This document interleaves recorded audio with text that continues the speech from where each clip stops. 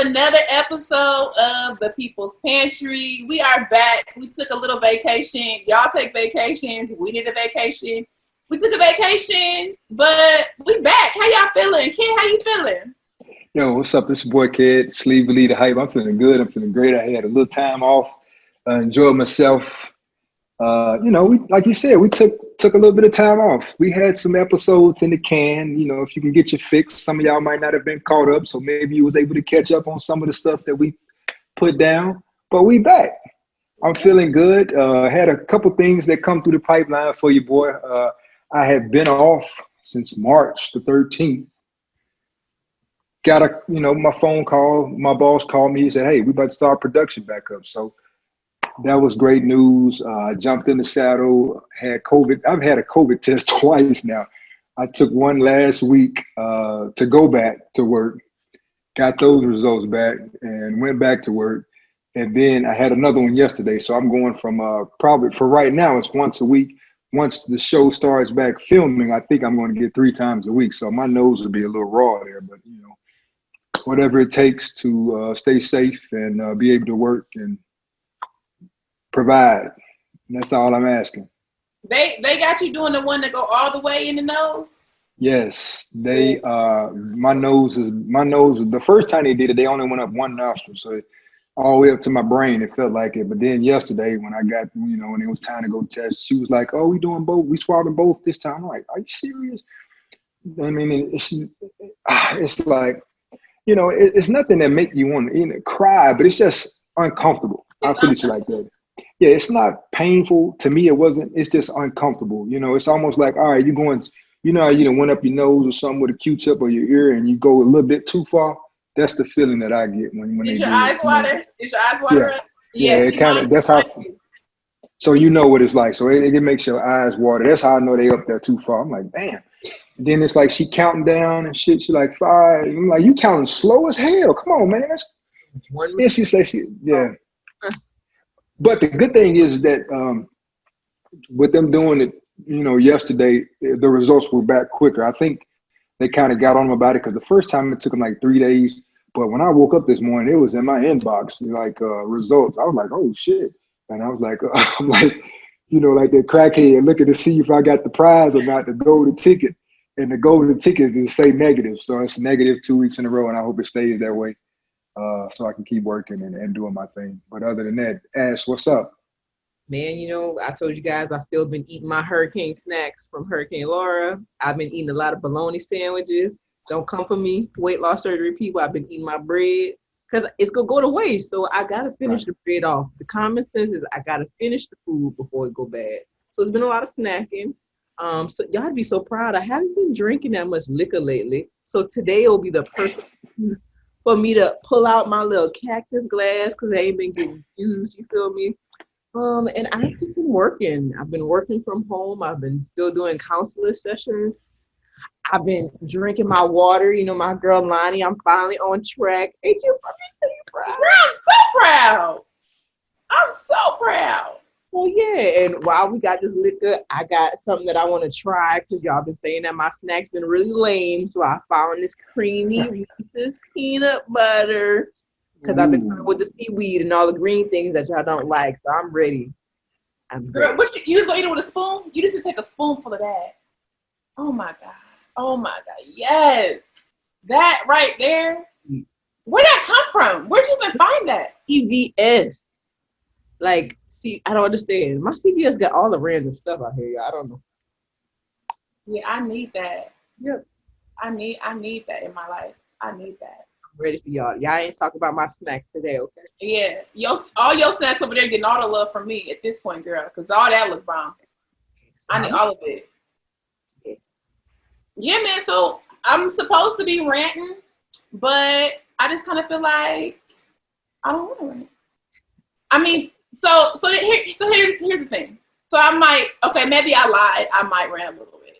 I was hoping you were going just a little bit. So by the time this episode drops, it will be September 14th, which means that tomorrow will be kicking off the start of Latinx Heritage Month, which I am super excited about. I got on my Afro Latina shirt. Y'all know I don't need no excuse to celebrate Blackness or being Black. I don't need no excuse. I love it. Blackness is my favorite thing in the world. Like, being Black is so dope. It's a superpower. I don't need an excuse, but I do get excited when other people get to celebrate our Blackness. Like, this is the same with Black History Month. I used to really hate Black History Month because it became so commercialized, but now I get excited because I'm like, y'all get to see how dope we are. So I'm gonna talk a little bit about Latinx History Month. It would be ridiculous for us to have an episode about Latinx History Month without Chris, right? He is a proud Latin man.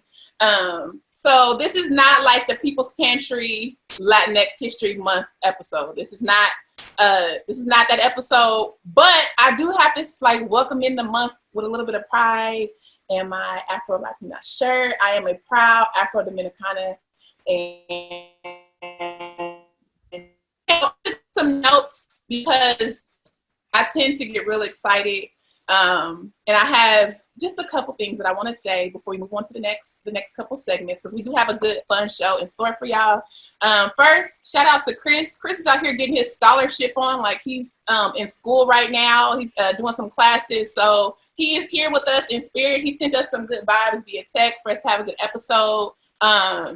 There will be some episodes where you won't get all four of us. We might have some guest hosts. You might get one of us one night. Who knows? That seems like a very scary episode with just one of us. But you know what I'm saying? We got it. Look, we all have lives out of this. Chris is out here making major moves. So we miss you, Chris. He'll be back with us on the next episode. So with that said, let me see. My notes are like all over. I feel so excited. I just want to copy and paste them in y'all inboxes so that y'all can just read them. So I'm so damn excited. But I'm just gonna say this. I'm gonna start by saying that as we mark the start of Latinx Heritage Month that starts tomorrow, it's gonna look different, undeniably, in COVID's 2020, right? Like, we won't be able to attend festivals or be in community with people right now, but I still want to make sure that we are celebrating the culture and the contributions, the resiliency of Latino people and communities and networks all over, right? Like, I want to make sure that is still the center of all of our celebrations. So that can look different. That can mean that you order in, Cuban food from your favorite Cuban-owned restaurant. Make sure they're Cuban-owned, because they got white folks making Cuban food, right? And calling it Cuban, and that's not. Or ordering waist beads from, your favorite little small-owned Peruvian woman, because that is very much so rooted in Blackness. Like, that culture and that tradition is very much so rooted in Blackness, and she is Latinx, right? So just making sure that, like, we are continuing to center and celebrate Latinx cultures as we kick off Latinx Heritage Month. So I'm not gonna rant, but I do just want to say, remind y'all to do your Googles, and this time specifically about Latinx history and what that means. So I'm not gonna spend a whole lot of time teaching y'all new words or what it means. Y'all are adults and capable. Spend a second during this episode, after you finish this episode, go ask the Google, what is Latinx? What is Afro-Dominicana? I get that often in my inbox. That term is listed in my profile. I am very, very proud to be Afro-Dominicana. My daddy is a Black, dark-skinned Dominican, and my mommy is a Black girl with Southern roots. And together they got 3 Black kids, and we Black and we proud. And I wear that term Afro-Dominicana with so much pride. So do your Googles. Go Google that. Go look it up. That's that. The next part is, I want to encourage y'all to go Google the word Hispanic. This is not Hispanic Heritage Month. This is not Hispanic Pride Month or Hispanic History Month. This is none of those things. The word Hispanic, first of all, is divisive. There is a lot of anti-Blackness rooted in Latin culture.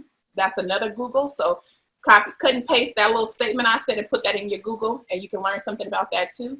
But it's also a word. It's a word created by it's rooted in colonialism. Like, it's not a real word. It doesn't mean nothing. It excludes indigenous people, Brazilian people, and then all of us who identify but don't speak Spanish. So it alienates me. I am not seen in Hispanic. Anything to do with the term Hispanic, I am not seen. But the term Latinx brings that to me and makes it mine again. And then the last thing, again, go back to your Googles. The last thing I want to share is the term Latinx means different things for different people. So for me, it's gender fluid, it's gender expansive, it's gender neutral. It is all of those things. It's all encompassing. But that X specifically is power. Just like Malcolm X, for instance. It is a power in that term when you add that X. And it also gives us the opportunity to highlight the indigenous heritage across the board with so many cultures, right? So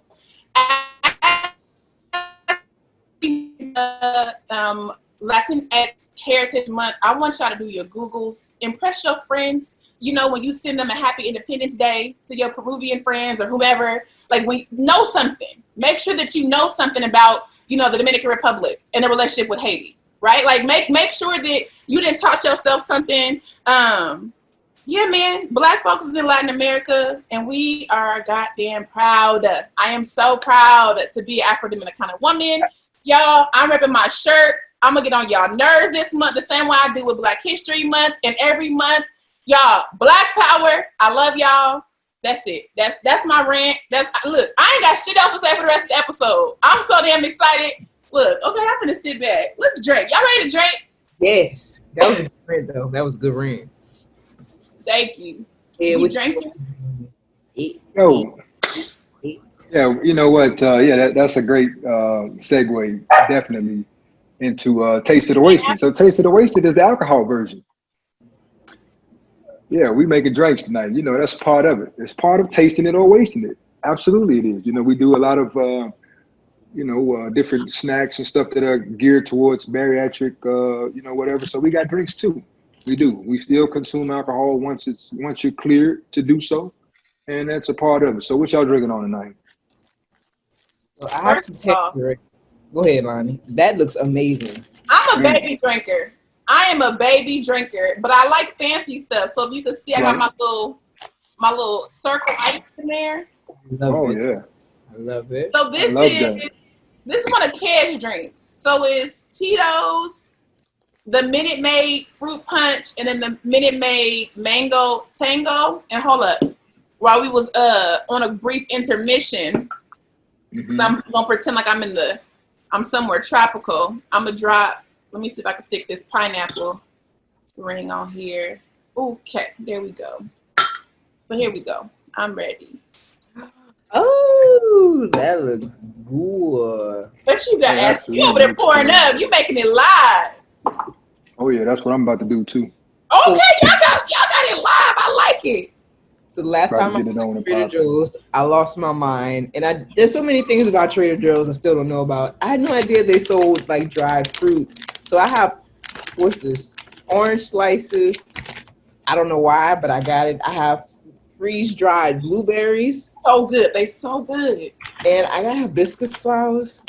So I'm just about to put this all in the glass and just see. It's gonna be so pretty. It's gonna be so pretty. I was like, wow. That's amazing. We just, got a little, we got my little cactus. The cactus is just for liquor. I don't do nothing else with the cactus. So that's what I'm talking about. And we just go put this little orange here. Nice. And we just go do what we gotta do. I love their dry. I get their dried mangoes all the time. Oh, I need to try to do that. I need to try that too. Dried mangoes. Dried fruit, period, is good, but I haven't tried Trader Joe's yet. That looks amazing, man. It look a little. Oh, it's so cute. Y'all, so it's vacation. We're gonna pretend like we just got back.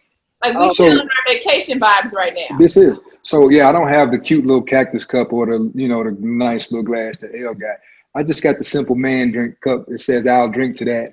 Wifey got me these. I got a bunch, different ones that say different stuff. So tonight, I found this in the liquor store. This is Patron, but it's an orange liqueur. It's citron, Jay, or whatever, however the hell you say it. I'm just mixing that a little bit. You know, I put a little bit of this in here. Then that's just to get it going. And I like to, you know, mix up some shit. So I always keep some little mixes, these master of mixes. This one is triple sec. Anything you know about triple sec, it's the shit. And it highlights any drink. So we'll put a little bit of that in there. We're just going to mix this shit on up, right? And then I'm going to chase it with some Minute Maid Lemonade Zero. Y'all know I have not found that yet out here where I'm at. Man, this peanut butter though. Look, y'all can have whatever I'm drinking if I can have that pizza butter. Because I told the pantry crew when I drink now I get hot, so this is why y'all see me with some toast and some peanut butter. So let's give our disclaimer. All of us are over a year out. Follow the advice of your medical team. If they say don't drink, then don't drink. Do what you got to do. None of us are medical professionals. We just grown adults. Absolutely. Drink. I drink in moderation. Do what works for your team. That's it. Yep. Absolutely. Yeah. Do what works for you. And then like Elle said, we all drink in moderation. We're not, you know, out here getting filthy, you know, drunk or whatever. But the occasion calls for it a lot. You out with your peeps. Your peeps are going to get drinks. You can drink too. And you don't have to have the, you know, 800 calorie drinks. You can, you know, get some low calorie vibe drinks and still be pretty good. Yeah, because Tito's is sugar free or something, right? Ain't Tito's? Mm-hmm. Yeah. Mm-hmm. So, yeah. Oh, my God. Yeah, I'm about to get tore up and talk a lot of shit tonight. It's about to be on and popping up in here. So, how often do y'all drink? Like, would y'all say, like, once a month, once a week? How often do y'all? Okay. Well, I put it to you like this. Before the pandemic, it probably was a couple times a month because of work. And, you know, on the weekends, I would say. So maybe 4 times a month. But pandemic? Shit. We might get it popping damn near every day or every other day. I'm not an alcoholic. It's in moderation. But pandemic, you know, brings out, you know, it just is what it is, man. You know, and see, that's the thing with why I love the culture with Black people. You know, stuff happens to us. We're not going to go out here and jump off the bridge. I'm not going to kill myself. I'm not going to do any of these things. I'm not going to do any harm to myself, for one, because I love myself. So, you know, we channel our energy in other ways. Sometimes it might be to partake of some libations. Hey, I feel a little good. I can chill out. You know, I calm my nerves. I move on to the next day. Every day brings new troubles. So I'm not going to carry that into the next day, but I'm going to deal with whatever comes to me and comes my way. So it is what it is. So during the pandemic, I've had a few drinks. I'm not going to lie. Y'all see how often I drink. I've gotten so much better. I was drinking every day, I felt like, during the pandemic. Like, I was linked over in here, y'all. Look, I was slapped, as we like to say in Louisiana, turned, killed. But your girl's been doing really well. I haven't had a drink. Max, how long has it been since I had a drink? It's been a while. I don't know. He said he don't know. It's been a while. It's been a while. So I'm very proud of myself. You better go ahead. So I'm one of the ones, pre-op, I didn't really care for liquor. I held my alcohol really well. I could mix darks and lights. I could drink you under the table. Like, I could drink. Now, this is like not even anything, and I'm seeing 6 of y'all. Like, it's a whole bunch of us in this room right now. So I don't actually even care to drink. It sits fine. I don't feel sick. I ate before I started, you know, sipping this. But I don't like the way I feel. And so I don't even care to drink much because I feel very tipsy. And to be quite honest with you, I feel very, very, very, very, very horny immediately. I start getting the tingles like 3 sips in. I'm like texting, like, all right, I'm already to the text. Okay, I'm gonna be done recording in about 30 minutes. Where you at? Like, yeah. That's not necessarily bad. No. I will admit that after surgery, there's this very fine window when I drink between feeling sick and then getting a good tipsy. So I have to be very careful because very quickly I can be like, ugh. And it was just automatically, you just turn. So I pace myself. So I got my toast. So I got my water. But I'm ready for the topic of the night if y'all are. All right. Oh, hell yeah.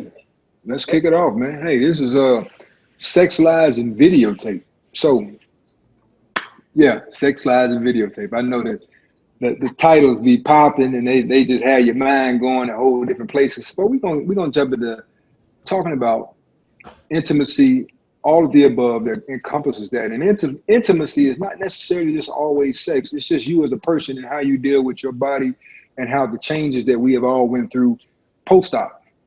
Post-op brings about a lot of change as far as your skin, for one. We deal with the excess skin. A lot of us, are in our feelings about it. We feel a certain type of way about it. Some of us embrace it. It just is what it is. But just from talking to people and from people reaching out to us, they've mentioned that, hey, they either are not intimate anymore with anybody because of how they feel they look now. Some people got it on and popping before when they was heavier, but now that they're not, their libido or their sex drive is just no longer there. It's not existing anymore. So those are just a few of the things that we're going to jump into tonight, and just round robin it like we always do. Who want to tackle it? Who want to jump into it first? Or we, and then of course we share our own personal experiences and stuff too, because it can't. We got to be able to relate in order to share. Yeah. I think one, it's important that you guys, if you have an issue with your libido, please seek out medical profession, like your medical team. If you did have an amazing sex drive and you had surgery and you have no sex drive now, that is something that you have to speak with a medical professional about, because something is happening, because your body naturally should crave that. And if it doesn't, something is not in alignment. And if you feel scared now because you have a smaller body, like, I just hope that you learn to love yourself, because you're smaller, so you should be able to do more, be in more positions. And isn't this what you wanted? Didn't you want a healthier body? Fuck a smaller body, a healthier body, to be able to get into all those positions that you wanted, or to record that video if you wasn't confident to record it before, because you should have been recording anyway if you had the right partner. But that's just me. I just want to say that. What you got, kid, Alani? Because I see them faces. Well, so I want to just jump on that and make sure people understand the difference. It's one thing to not like want to have sex with somebody, and it's another one to have libido issues, right? Like the idea of like, so there's a medical need, like Ashley is saying. So like, if you are not experienced, like the drive, if those things look different for you, that's something different. So yeah, man, I get often in my inbox, like often, because y'all know I'm always talking about sending pictures to folks' sons. Like, that's my thing. I'm real into sending back shots to people's kids. And when I say kids, I mean grown men, like 35, right? I'm talking about 35-year-old linebackers. And people are always asking, like, yo, one, I feel so insecure about my loose skin. Or two, like, how do you get back into like the dating scene? Like, so post-op, your body is different. I get that a lot. Like, women trying to figure out, how do I date? Like, how do I let a man know that I'm interested or attracted to him? Or my answer is the same. I feel like this. Don't get me wrong. I'm going to wear a girdle. I will be strapped down. 9 times out of 10, I'm going to have on a girdle. You're not going to see me out here just loose and bouncing. But I just feel like if a man is attracted to me, he don't care. Men do not care. Correct me if I'm wrong, but men don't care about your stretch marks. That's us. That's us in our mind. They don't care about the FUPA, which stands for, anyway, they don't care. They don't care. Look, Ashley.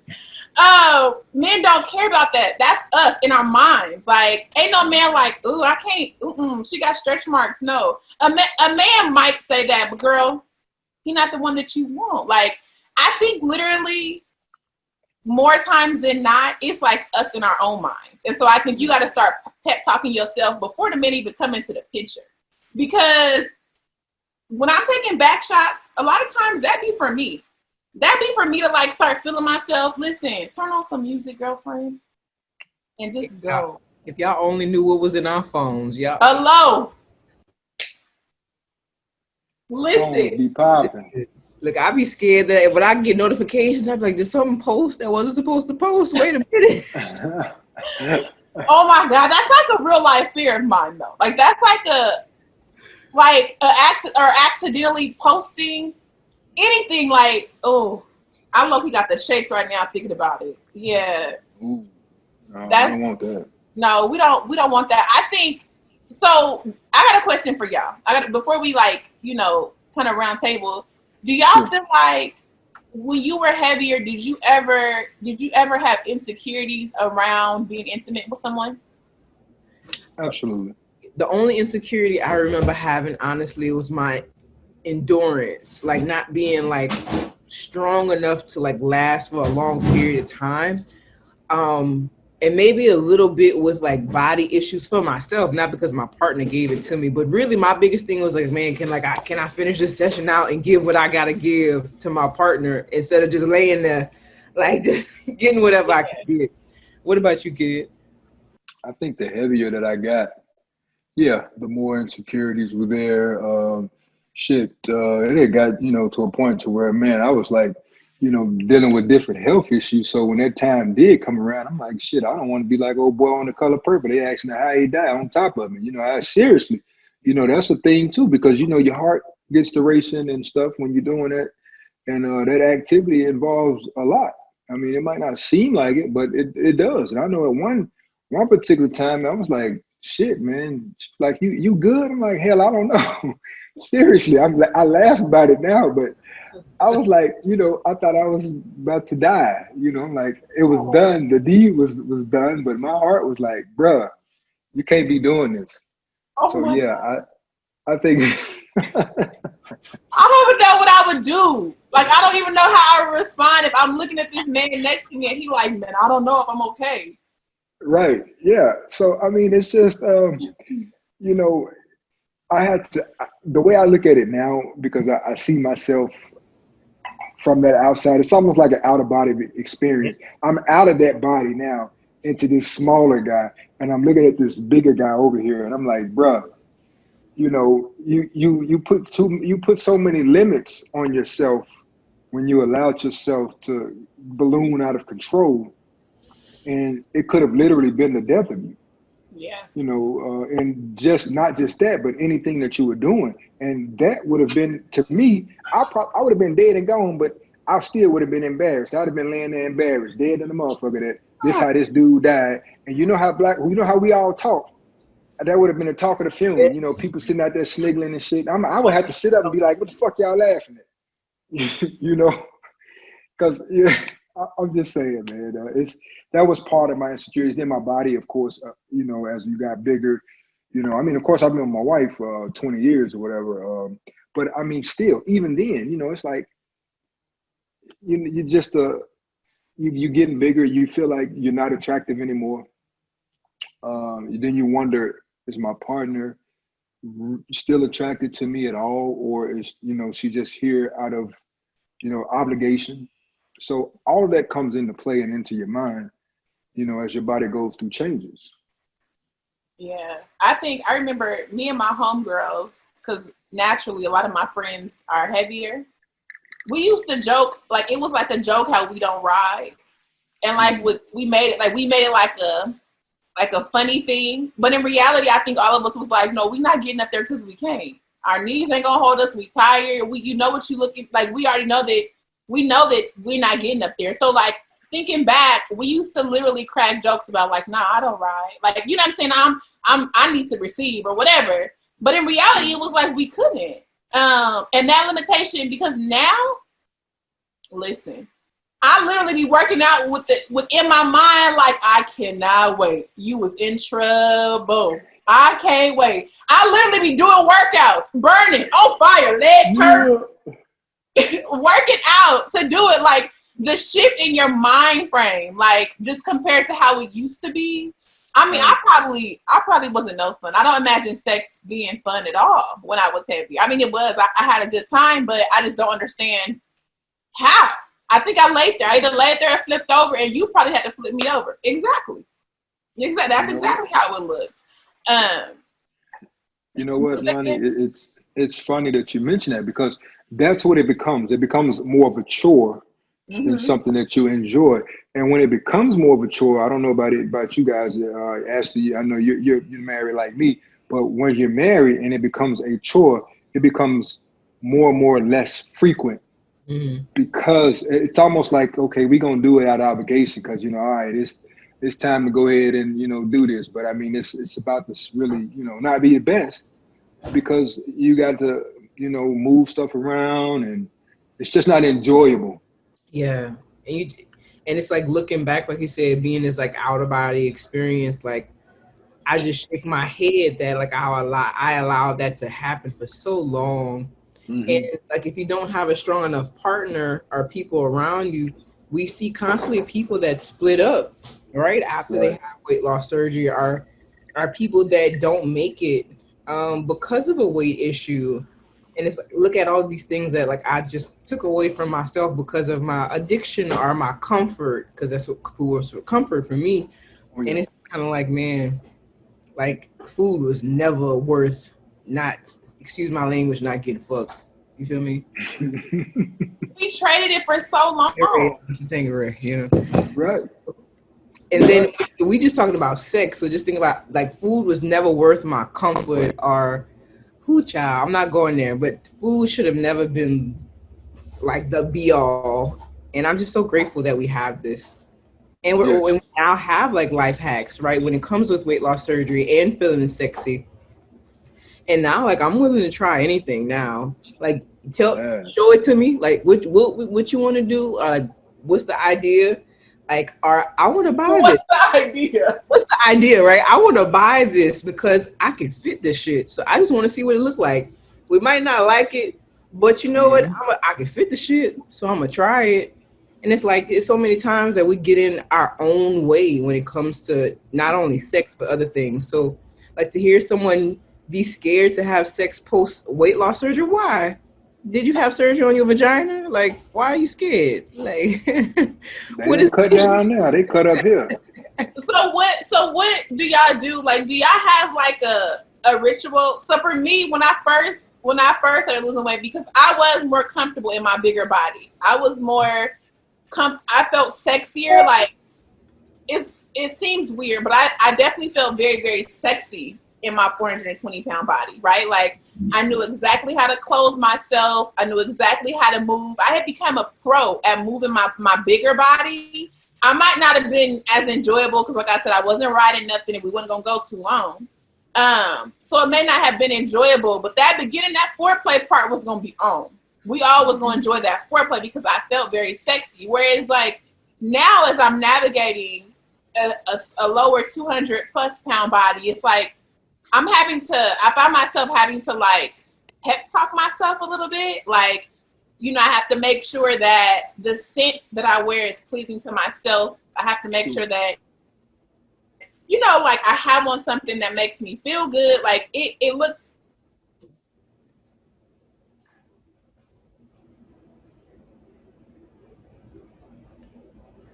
We lose L for a second. Oh, I'm back. I don't know. Okay, I'm back. Whew. Okay. Yeah. I think we all was kind of frozen because I was like, we had that here we go with this pandemic internet woes and shit. No, I want y'all know I'm in Oregon. It's literally the sky. Y'all can't see. That's right. It's early as hell right now, but it's looking very sad. Y'all send prayers for your girl because it's on fire. We can't even go outside because the smoke is so heavy. But what I was asking y'all was, do y'all have like a pregame, like a sex pregame? Like, do y'all have to do something? Is there something that you have to do to make yourself feel sexy, to get in the mood to go and like perform? I've done. Yeah. Go ahead. You can go ahead, kid. No. You go ahead. You were starting. I was just agreeing with you when you hit up that glass. I can go after you. So I was doing something that my partner did not realize that I was doing, and thank God we had a communication where he's like, "Oh, so when you're doing this, it means that it's about to be on and popping." So pre-gaming to me is getting a drink. If you don't know, I partake in natural substances from the earth, dressing in lingerie, and just feeling sexy. Because if I don't feel sexy, then it don't matter what he got going on. Because I gotta start with me first. So for me, that's like a feeling sexy, looking good, and feeling relaxed. And now I don't need this to feel relaxed, but it definitely does help. So that's like my pregame for me. What about y'all? It's definitely always great to, you know, get a couple drinks in. You know, pandemic wise, we've kind of, you know, one of my boys, well, my oldest is already gone, but my middle son, he went to college, of course, so they left us with one. But Zach works. So when Zach is out at work, sometimes it's just us. So a couple of times we've had dinner on the patio, you know, and it involved a few libations, and, you know, it just kind of go from there. And then, you know, for me personally, I think for so long, it's been like boxer briefs or, you know, stuff like that, because that's all you can really get. But I've always seen the guys with the slimmer trunks, you know, underwear, stuff like that. So I got what, you know, like I like to call, they kind of got the satin feel to them. They my $40 draws. They the $40 to make you holler draws. So I always, you know, I always fuck with my wife. Like, yeah, nigga. What'd you say, Ashley? My husband over here like, yeah, nigga. Yeah, so I got these $40 to make you holler. Y'all ladies know about that $40. We got that $40 for you. That's the running joke. So that's a joke between me and my wife. I'm always saying I got this $40 for you. So I have coined these underwear, the $40 to make you holler draw. So I put them things on, you know, it's on and popping. I stand there with that, you know, I hold up my keys like I got a big old van and shit. You know, them old men with them vans and shit. Because I'm already like in my 40s. I'm like almost 50. So yeah, you know, the sugar daddies with the van. So that's the kind of vibe. I might come out with my Nikes on and my socks and the $40 drawers and hold up the keys. Like, it's on, baby. You ready to get in this van? I got this van out back with the bed in the back. You know, that 1985 Ford Econoline van with the wood on the side and shit. Yeah. So, you know, it just, you open up so many more doors for yourself when you lose the weight, and you could have a little bit more fun and not feel so overwhelmed with who you are. And I think that was part of my issue. I couldn't really enjoy anything because I was too trapped behind this 461-pound body and wondering, how does the other person feel? Or is this person, you know, is she really into me, or is she really disgusted by me? So I couldn't get past that. But marriage, you know, it's a lot involved with marriage, and those vows are serious. I mean, I'm thankful that, you know, my wife was like, hey, that wasn't an issue. I still loved you unconditionally. But I can understand that she was like, all right, bro, you getting a little too big. You know, it's time for you to change that shit up. But now it's like, you know, she might pat me on the ass when I walk by. I'm like, all right, don't play. I got this $40. No, don't start fuck with me, you know. And so that's cool. You know, that's different. You know, that's a whole different vibe. You know, things change and you feel a little bit sexier and you want that acknowledgement. I like to get patted on my ass and stuff like that. So yeah, it's good stuff. I mean, so that's why I don't understand, like Eddie said, how people you might want to go to the doctor if you ain't ready to get down with the get down. But you know what, Kat? I think that you and Ashley offer a different perspective because y'all are married and have been married. Like both of y'all were with your partners at your heaviest, right? So people who maybe are newly married or unmarried like myself, so we still out here whole as life. Like, you know what I'm saying? Like that might require something different. That might require like some different finessing, if you will, because I'm still. Like, not to say, first of all, my disclaimer is women and men, you can have as many partners as you please. Ain't no judgment in the pantry. Do you boo. Make sure you wrap it up and get tested. That's all we saying. Do what you got to do.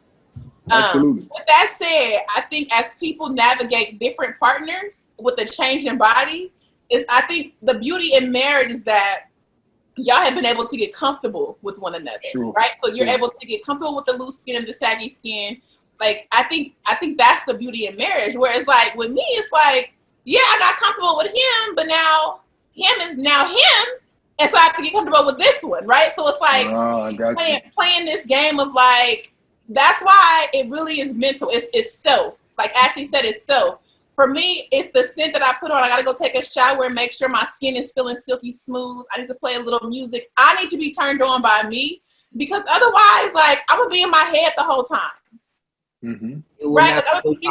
No WAP will be happening. No, there's no WAP because I'm in my head. So it's like having the same consistent partner. We also condone that in the pantry. We love that. We want to see it.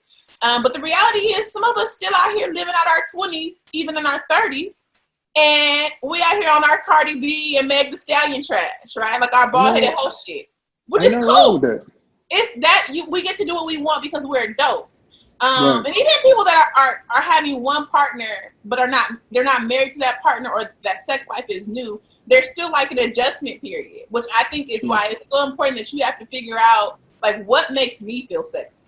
You know, like it may not be lingerie. It might be that you got on like a silk robe, and so that you come out in a silk robe to feel sexy. Like I think that's like what's the biggest thing in my mind is like we have to figure out. Kid got his draws. Ashley got her earthly goods. Like you have to figure out like what feels good to you to make you feel desired for yourself before you can go, in my mind at least, and give yourself to somebody else. That's how I see it. I think that's a valid point, Elle, and I never really looked at it from that aspect. But yeah, you do got to go what makes you feel comfortable, because I mean, there's certain things that I would put on, and I'm like, I'm not feeling that, and that's almost like the go-to. You want to go to, like I've always had these pair of basketball shorts that my wife probably is going to burn now, because that was like the go-to. I get up, Saturday morning, I'm throwing on these shorts and this T-shirt that's now like too big. But I mean, to be able to find, some underwear or something that feels good on the body, and that's important, because all of that is, even for men, brothers, we know different. If you got a nice tank or what you might refer to as a wife beat or something, they got something that are, a little bit different material than that itchy T-shirt material. They got some joints out there that we can wear. We can go get nice little robes. It's stuff that you can do to accentuate the positive. Go ahead. Let me just say this. Ashley over there being messy. Quit looking at him like that. Tell him to throw his shirt away. Let me tell you, just smell good for me. You can literally have on, you know how Hanes got them 5 packs of boxers? I think it's like $17. You can have on some of them little briefs. Some briefs got the little bows going on. You can have them on with no shirt. If you smell good, oh, listen. And it's even more great if your partner just walk around in them. Yeah. Hey, did y'all just catch that disclaimer that Elle tossed out there, y'all? There's them sons out there, these sons out here that's listening to Elle. She said it's cool if you wear them briefs, but you got to have the bulge out there. You need to have the bulge. Don't be walking around. You know how the Ken doll, the Ken Barbie just got that straight flat? Don't have that. Shit. It got to be a real life bulge. I'm talking like a good, thick David Banner type thick man. With the briefs, or are they called briefs? That look like spandex almost, like boxer shorts. Those are briefs. The tighty whities, the briefs, the boxer briefs. Got some blue ones. They like a cobalt blue, baby. That's put them on and smell good. Have on some good cologne. That's important for my brothers out there. That is important to make sure that you take care of yourself hygiene wise and to smell good. That, to a lot of women, and they'll just say it, that's the biggest turn on, to make sure that your cologne cabinet is intact. And I do say cabinet because you want to have more than just one. You don't want to be that same brother that's always wearing Brute 33 or whatever, and that that shit played out. I'm a cologne connoisseur. I like to see where everything that comes out, when it comes out, when it drops, especially around the holidays, and especially Valentine's Day and Father's Day. You're always gonna get some new popping shit. So, I got to keep at least 7 to 8 bottles in my stash. If I get low on that, then I feel like, hey, it's time to go re-up the ante. Because, you get lower than that. You want to have some go-tos. Every day I'm going to hit you with something different. And it's just... Have your woman lusting. She will be lusting after you out here smelling good. I'm lusting in my mind over a man that don't exist because in my mind he smell good. Like I'm imagining a fictitious man smelling good and I'm lusting. And the best way to do it, leave, like she said, leave them luster. So, you get ready to walk out the door to go to work and you just sprayed that fresh, and walk by and give her a kiss and pat that ass. She's like, damn, baby, you smell good in the motherfucker. Where you going? You might not even... You finna get some mail in your text messages. I'm finna send you some pictures in a minute. I'm waiting on you. So I got another question. Do y'all have, so now we've all lost 150 plus pounds, all of us. Yo, combined, we lost like, what, 300-400 pounds between the three of us? Yeah, we're going between the three of us, yeah. Yeah, that's crazy. Do y'all still experience like body insecurities that you have to snap yourself out of from like manifesting onto your partner? Mm-hmm. Like what? Oh, yeah. Yes. I mentioned that in the town hall last night, that I see women getting surgeries that I never even knew was possible. So I'm like, since I've lost weight, like I love my shape, but I'm almost kind of like a melted shape. Like when I sit down, I just kind of like ooze. But like I still got a shape, so I'm okay with the ooze. And then I see women that get like injections in their ass, cause so my ass is a little dimply now, and I'm like, is it an issue that I got dimples in my ass? And then I tell myself no, and my husband like, no. He liked the dimples. He liked them. He's like, yes. And the only thing I really have a big insecurity about is like the looseness on my tummy, because then I'll see people who have surgery and they started at a lower weight, so it looked like they already had a tummy tuck, and I'm like, bitch, where you come from? Like, did you start out at 200 pounds, and then why did you have surgery? But that's me being shady. I'm sorry. And then my arms. So then I have to tell myself, like, none of those things are an issue. Like, these are insecurities I'm putting on myself. And I just have to like really back in. So I like the high-waisted lingerie because it makes me feel better. And when I spoke to my husband, he don't give a damn if I got a t-shirt on, because that's what I look sexy in. So here I am. Yeah, I love Savage X Fenty, but my husband is like, I didn't meet you with Savage X Fenty. I met you in a t-shirt and pants. Hello. Mm-hmm. You know, so it's like I have to really be like, damn, I'm making these scenarios up in my mind and my partner don't even give a damn about. And that's why you got to have somebody there to communicate to you, because you'll create these stories and scenarios in your mind, and that shit is just pointless, and you're stressing yourself out. I think that's a good point. I'm the same. So Kat mentioned intimacy, and I'm huge on intimacy. Believe it or not, I was a virgin until I was damn near grown. I was actually grown and not live with my mother. And I'm all about intimacy. And so I can be laying in the bed with my partner and we're cuddling, but I'm laying on my side and he wants to hold me and he feels my stomach. I immediately tense up. I immediately am like, in my mind, I'm like freaking out, like, oh my God, you're holding on to this pile of stomach skin. And in his mind, he's like, what's wrong with you? Like, I'm trying to cuddle with you. Why are you moving away or whatever? That is like my biggest insecurity. It's like that I'm laying on my stomach and how gross that is to me in my mind, that I have this pile of belly. It literally looks like loose fabric. I have all this loose fabric gathered in front of me and you're trying to hold on to me and I feel gross. You know, I have to literally every single time talk myself out of that. Like I have to talk myself out of like, it's skin. He adores your body. He wants to be near you. Like, you know what I'm saying? I have to literally like remind myself of all those things to like talk myself down off the bridge, so to speak. Mm-hmm. You know? Okay, you have one still or some still? Yeah, sure, absolutely. I think with me, it's more or less when we can be going out or something, and yeah, I could, you know, my pant size is like totally way different than what it used to be, but with the excess skin, you know, I like to wear certain shit. Like now I've got this thing with these tight ass jeans that I like to wear. So it's like tucking that shit in. And then the shirts that I wear, I don't like for it to appear at all that you can see the excess skin. You know, like some of those form-fitting shirts, you can kind of see the man boobage that's kind of, you know, that's going away, but the rest of it needs to be removed. And that to me is like, it's fucking up the image in my mind. And we getting ready to go out or we out somewhere and I'm self-conscious about it. My wife is like, that should be the least of your concerns. You done lost 215 pounds. Why are you worried about that? You know, she's like, when I met you, you had them titties. So, you know, I ain't fucked up about it. You know, so why should you be fucked about it? And then it carries over into taking pictures. And I know I post a lot of pictures up, but my family literally hates to take my phone to take pictures because it's like a whole fucking event. It's like, hold up, let me see it first. Then it's like, okay, let me turn this way because you can't get this angle of this excess, you know, this gut that might be hanging off the side or some shit like that. You want to get those angles right. And that's a true thing with people in the weight loss industry. When they take pictures, you notice people are turned a certain way when they take those pictures. And that's no bullshit. I mean, yeah, we have lost the weight, truthfully. I know a lot of y'all out there think, oh, they photoshopping. We're not photoshopping shit, but I'm going to give you an angle that's going to give you the best look of me. And anybody does that. Even skinny people do that. They're going to give you their best side. Yes, it's curated. I said that a couple weeks ago on the pantry. It's a curated image. You're never going to catch me out here with triple and double chins. I'm posting the best images. You finna get me. I know this is my best angle. You finna get me like this. My camera is not sitting down low. My camera is elevated to get the elongated chin. It's curated. Right. Absolutely.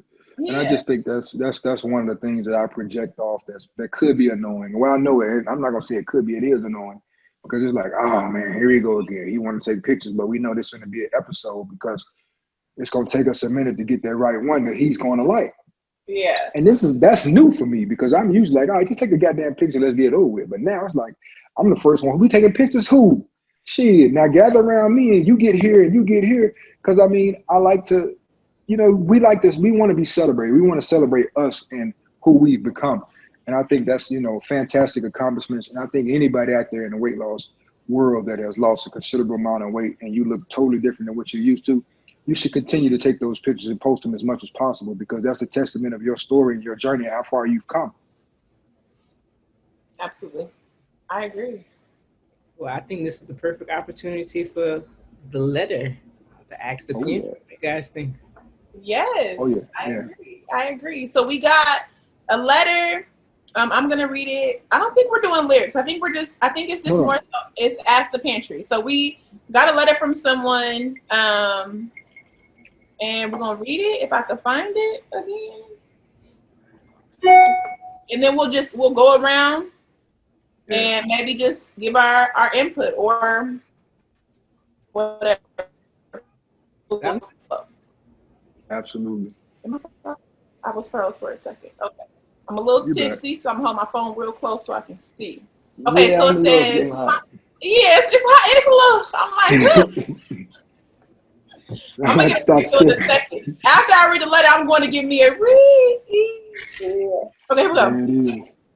It says, hey, everybody. I'm not a weight loss surgery patient or a part of the weight loss surgery community. My husband of 24 years is pushing 500 pounds, and I'm trying to get him back on track to having weight loss surgery.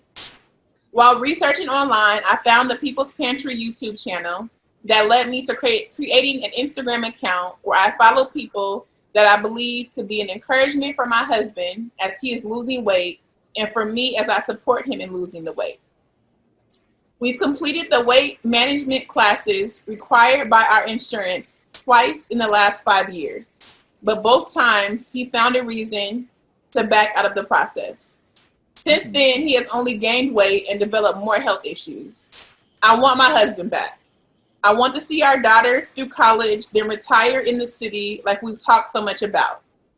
Can you all talk about how I can start the conversation with my husband about how he needs is all capital, how he needs weight loss surgery without devaluing him as a man or making him feel any type of way. P.S. I ordered Savage X Fenty because of Ashley. Signed, my husband's biggest fan. Oh.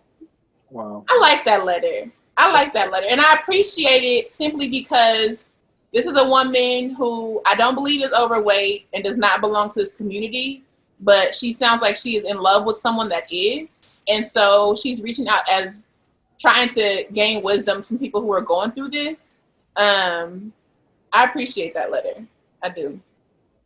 What y'all thinking and feeling? What comes up for y'all? That's a deep one because I resonate with that person because I was approaching 500 pounds at my heaviest, and I know, thinking about it now, my wife didn't come to me with an ultimatum or something like that, but it was more out of concern to say, hey, you're on the path. And I think about it now and I'm like, wow, it's selfish. For one, she don't want to approach the brother like you're in an intervention, because if they're a black couple, brothers don't take too well to interventions at all. You can't bring family in and we're gonna sit you down and we're gonna have this talk. You can show that concern, but I think you got to really hit them. And you mentioned they got kids, daughters, right? If I heard that right, they got daughters. So you mentioned this is how you're gonna really have to hit him, and whether he listens or hears you out or not. You got to hit him from a health standpoint. Then you got to hit him with them vows. Yeah, you took those vows for better or for worse. But that for worse to me means like if you would come up with something like an illness, like cancer, something like that, something that was beyond your control, or if you were to go out and get into a car wreck, and I'm stuck, I'm not say stuck. I didn't mean that word. That's a bad word to use. That you're in a position now where you be the caregiver for this person. I feel like fork the mouth is not a condition that's meant to be for worse, because that's selfish. And I can say that because I was that person, and I felt like I was selfish. I was putting my wife into a position to where, hey, I was pre-diabetic. I was on my way to having diabetes. Had I developed full-blown diabetes, congestive heart failure, and all this stuff that the doctor was putting on me, then she could have been in a position to where, hey, I could go blind from diabetes. I can lose limbs from diabetes, or I could be in a position to where I can't work, or I'm sitting around where she's got to physically take care of me. So where is the fun in that for her? So that's not for better or for worse. That's just for better or of me being selfish, because now I've put her into positions where, hey, we're supposed to be living in our twilight years and retirement together. And like she said, they supposed to move into the city, retire together. But instead, we moving over here to where we could install handicap accessible reps. We got to put a hospital bed in the room because now she's stuck taking care of you. So I think that's going to be the angle that you go. And this is serious. It's serious as a heart attack, because this is where we are now. We don't want to do the intervention, but you're going to hit it with some tough love. I just really think that. And I just think that, you know, it's personal for me because I feel her pain. And I know what my wife probably was going through, thinking, am I going to have to take care of kid for the rest of his life? However long that is, and then I'm left holding the bag. And then once you're gone, you know, imagine your wife left with that void. Her last 4 or 5 years with you was her taking care of you. There was no fun at all. It was sad. And then you die and leave her. And those are the memories that she's left with. I would rather my wife be left with memories of, you know, we went to the Bahamas, we went snorkeling, we zip line, you know, we party hard, we did it big. But if something turned around and happened to kid tomorrow, it's going to be a celebration because we did it. I got all these memories, good memories, not bad memories. Yeah, I think, you know, you said the word selfish. As I was reading that, I think I felt a little emotional because it sounds like, you know, the letter said, I want my husband back. And I immediately was like, damn, sis. Like, she is in a place to where she's feeling like she don't have her partner no more. And y'all know I ain't married, right? So that's the disclaimer. But what a lot of people don't know is that I was previously engaged and I was preparing to spend my life with someone that I had been with for over 5 years. And he was not heavy, but I was at my heaviest when we were together.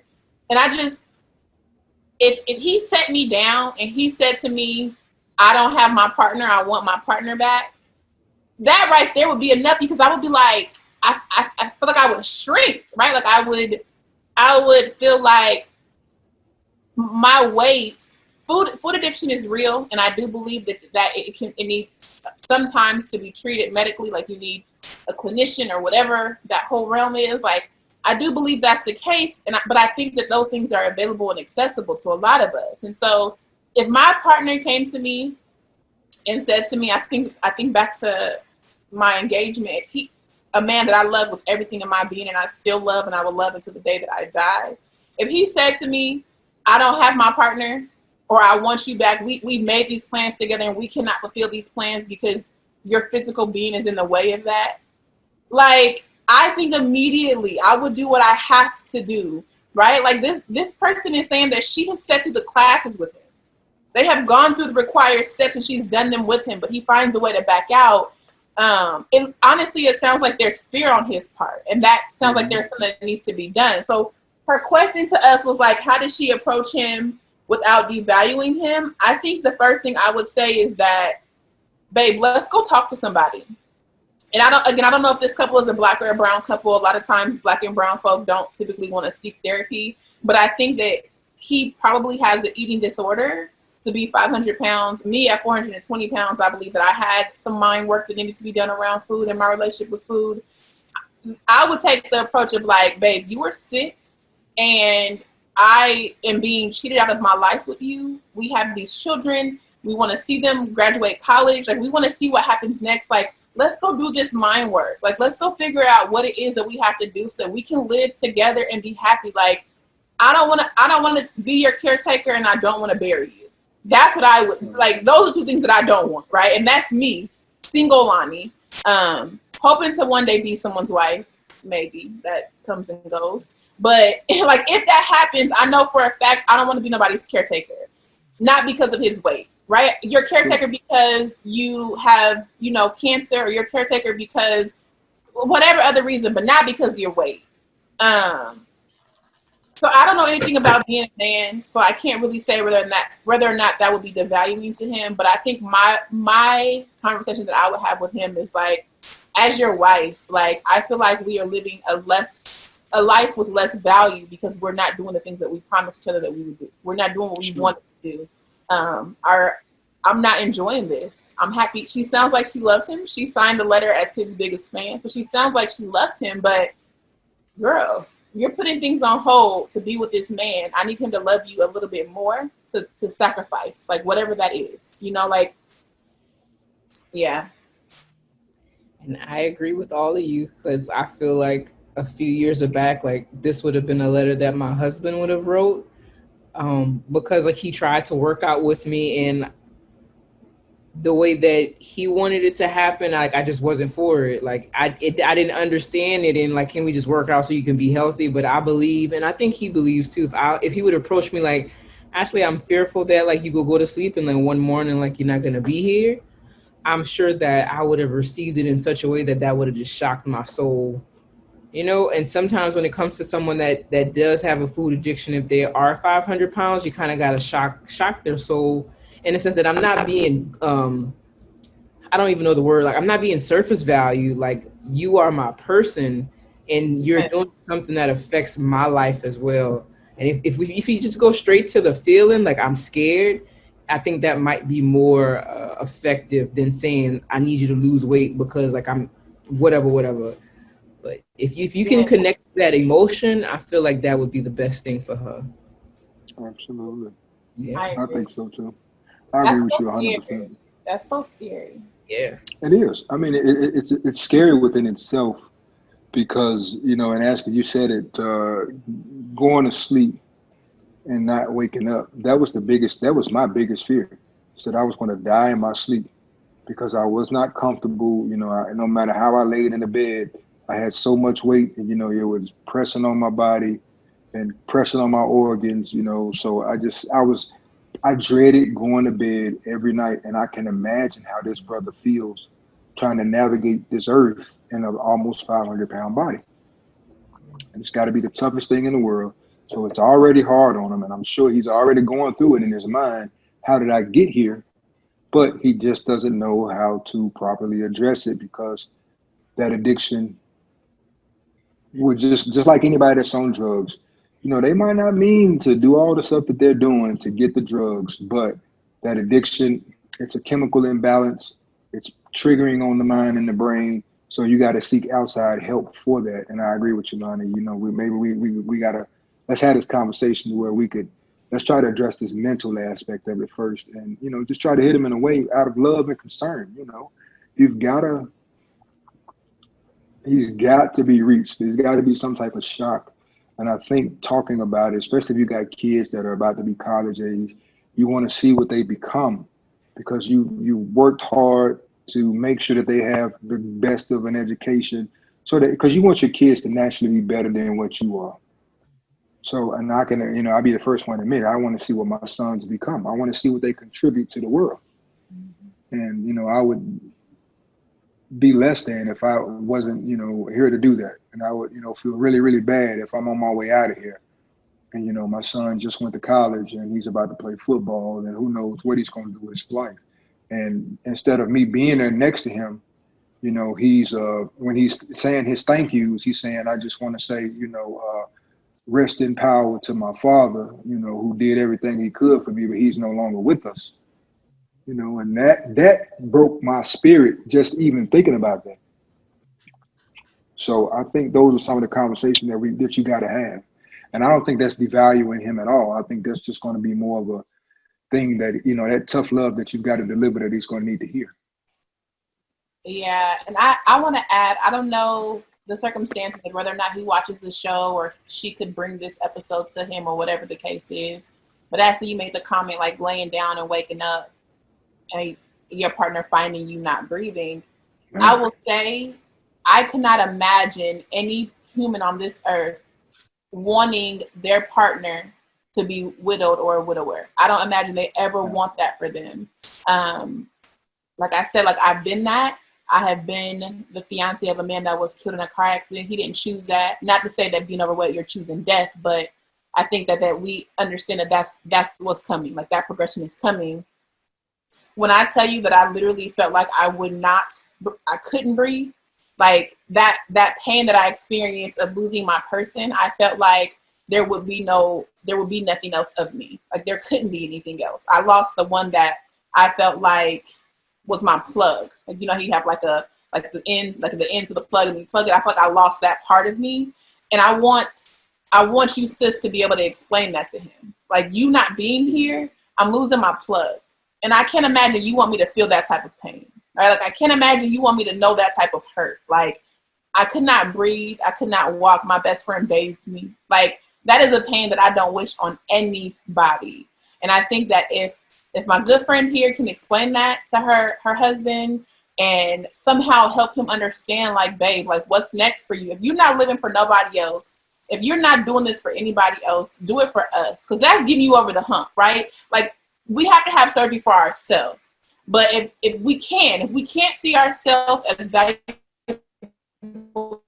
right now, look for your loved ones. And then we can do the mind work as we progress, right? Like eventually you'll catch on, but we got to at least get you there, right? Like it's the same idea as like leading a horse to water. You can't make them drink. We got to get you to where you got to go first. We can get you to the water. You drinking is on your own. Like at least take that step, take that leap. Like you got to get your health back. You have to. You know what, Elle, before we put this to bed, I just wanted to add this part too. And this is what I had to learn. If you believe in God, you believe in any type of a higher power, when you are praying, you know, I felt like even with praying, I was selfish because even the problem that I was having, I was asking God to help me out. But what I had to learn is that when I have my conversations with God, I'm asking God, hey, not for me, for my family. You got to put them first, even in prayer. Say, look, God, I need you to help me on behalf of my family. Do this. This is not for me. This is for my family. That's that selflessness that's got to come forth from him. That he's going to have to ask for that to be able to move on himself. Because I mean, that's just it. And now when I pray, I'm praying for them first. I mean, you know, whatever I can take what you put on me, but I don't know the amount of weight that my wife can take with my kids. So, you know, I'm asking God, I say, hey, do this for them. I'm not asking you to do this for me. I'm asking you to do this for them. This is for they benefit. So that's one of the things that you're going to have to do. You got to learn how to put them first, because when you get married and you get into these marriage and then kids, you last on the list. You drop all the way down. I mean, we joke about that Father's Day, the dad got to be on the grill and all this whole stuff, but there's some truth to all of that. I mean, because we are last, and that's not necessarily a bad thing. You the head of the household, but you last. They before you now. You start to live for them. You're not living for you no more. And that's about the realest I can put it. You living for them. And think about what's the void, like Elle was saying. You don't want your wife to go through that. I mean, I got shook even thinking about it, just hearing Elle express what she had to go through. Still going through. And thank you for sharing that, Loni. And I hope that if he is listening, that if nothing else, like you got first account right here with the People's Pantry, and learn from that. It's very valuable to learn from others if we're open to it. I hope that in a couple weeks or months or sometime soon we get a follow-up that he's had the surgery, that he's doing well, walking, getting his miles in, drinking his water. And next thing you know, he on Sleep Believe the Hype podcast talking about his success. Like that is my genuine prayer. I'm putting it out into the atmosphere that this family finds whole health for sure. Oh man, you know what? And bringing it to a high, like you just said, Elle, I gotta shout out my cousin, my boy Carlos Jenkins, man. I'm gonna make you watch this, because this brings chills to me, because he hit me about a couple of weeks ago and he said, hey man, I've been seriously considering the surgery because I've seen what you've done. He hit me yesterday. He had his first appointment And my brother could be scheduled in 2 months to have this surgery. He had so many questions for me yesterday, and I had a ball. We just texting back and forth, and he's 49, almost 50 years old, and he needs this. He needs this. His family. He's got a wife and a daughter. They want him here. So yeah, my prayer is that this brother, he completes this journey, and he do his thing, and I can bring him on to the podcast. We can shout him out on the pantry. That's what you want. That's what you want to see. We want those type of stories, man. And it's just for us to be able to lead by example and for other people to follow suit. That lets me know that, hey, I'm doing at least something right. I might be a fool out here, crazy, but I'm doing something right, so that's validation for me, man. I was shook, man. I'm like, man, what? You serious? And I'm like, he just talking. But then he hit me yesterday and said he went to the doc. He went to his appointment yesterday in 2 months. He's gonna be on it. Yeah, that's what I'm talking about, man. And that's not even the cousin that I was telling y'all about that was doing it in the summertime. His process was a little longer, so I got 2. He just waiting on his date. But my other cousin, he just came out the blue with it. He's like, hey man, I'm going. And I was like, nah. So yeah, that makes my heart glad, man. That we helping each other, especially my brothers, my sisters too. But the brothers, we few and far between in this community. It's only a handful of us that show up that we know of. Yes. So yeah. You out here influencing folks, kid. I'm trying, man. I'm trying. I just want people to feel like I feel. Because, every day I wake up, I'm amazed at myself. I can get out of bed, and it's just so much of the little things. Just the fact of being able to sit myself up without grabbing hold to the side of the bed, to move my ass over to even get out the bed, to just be able to just sit up straight and kick my feet to the side. I feel like I'm Cliff Huxtable and shit now. I got this big ass bed. I got my slippers on the floor. They waiting on me. I ain't sweating and shit. Like, oh man, here we go again. I got to carry his ass around for another day. That's not how I feel anymore. Okay. And I just want people to feel like I feel. Yep. I love it. Therapist Bae, close us out on the high. Give us some words of wisdom. That was good, y'all. It was. So as an adult, if you are an adult, hopefully you are, we should all know something that makes us feel good, that makes us feel sexy. And if you don't, this is your time. This is the invitation to yourself that you should know what pleases you. And how can you expect someone else to please you if you don't know how to please yourself? So there's so many ways you can find that. And we're just going to be grown. That could be masturbation. That could be videos. That could be music. That could be drinks. That could be anything. So this is your homework, as I like to do at the end of my sessions. We need you to find out what pleases you and to have a good time. You shouldn't be scared of an orgasm. You shouldn't be scared of sex after weight loss surgery, because the question is, why not you? Why aren't you deserving of climax? Why aren't you deserving to experience this outer body feeling with a partner? Or if you don't have a partner, by yourself, because if you're single, you are still deserving of all of these amazing sensations. So I just want you to know that, and I just want you to tell you, stop getting in your way. And you can get in your way in your career, in your personal life, and when it comes to pleasing yourself. So this is just Therapist Bae. Have some fun, right? If you watch this episode, I hope that on Monday you have some fun with yourself or with your partner.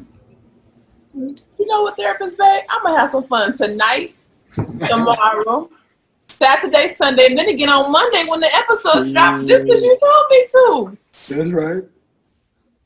Y'all, this has been another episode of The People's Pantry. What is it? Sex, Lies, and Videotapes? Y'all, do you want to do 1, 2, 3, or all of the above? Do whatever you got to do. Make it work. Do you, boo. This is your journey. Drink, don't drink. Eat, don't eat. Whatever. Do what you got to do, because it's all about you. I'm Loni. You can find me at rny.bypass.beauty. You can find us collectively at the.peoples.pantry. Ashley, where can people find you at? You guys can find me at VSG_Ashley on Instagram. Kid, where can we find you? And you can find me at Sleeve Believe the Hype. And my brother Chris, who's not here, you can find him at Spicy Poppy Chris _. I think that's Spicy. The spiciest of the spicy Christmas. Spiciest of the spiciest. Yeah. He's gonna be back next week, y'all. We gonna figure out the recording night, so we not on his school night. He's gonna be back. Yeah. Oh yeah, definitely. It's been real. Good night, y'all. Bye.